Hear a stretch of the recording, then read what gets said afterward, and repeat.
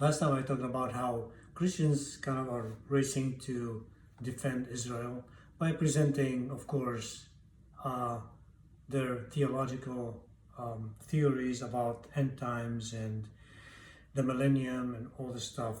I just wanted to say, don't get deceived by the talk about the millennium just in order to justify what Israel is doing now to the Palestinians, to the Lebanese, to all other nations around Palestine.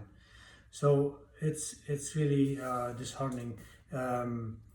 Well, I mean, I don't want to use bad words about these teachings, but all I can use is just like what Paul used.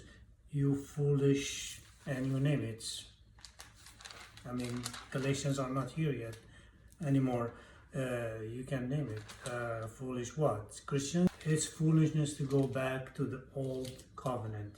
In Galatians 4, Paul gives a really great comparison between the old and the new.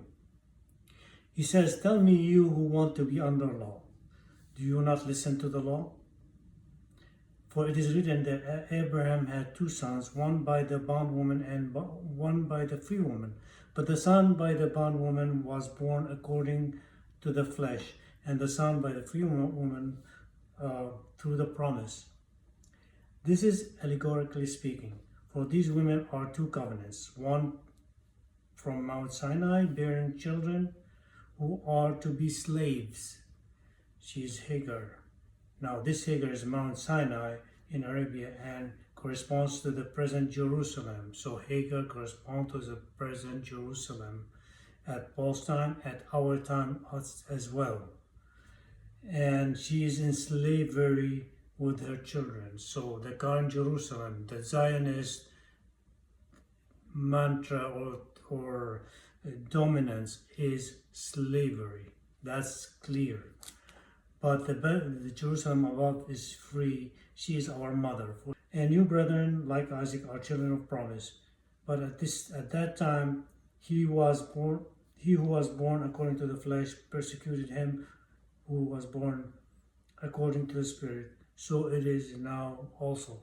So really, Zionism and all this preaching and theories about this Jerusalem and the millennium and all this stuff actually correspond to the old covenant, which is, as Paul says, is slavery. It represents slavery.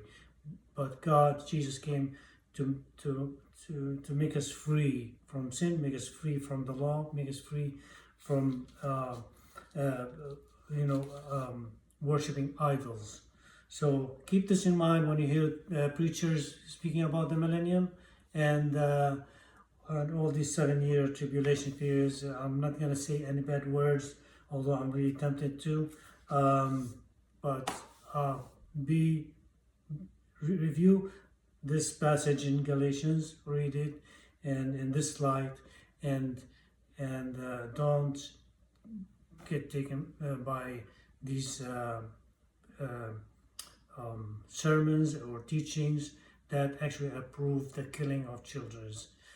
Try to explain that to a child in Gaza who's walking with his mother and dad dead and under the rubble, and he's walking in the streets with his hair and face injured, with wounds and dust, and not knowing where to go or where to find food or what to do. So try to explain this dispensational theory to this child. God bless you. I pray against this in Jesus' name.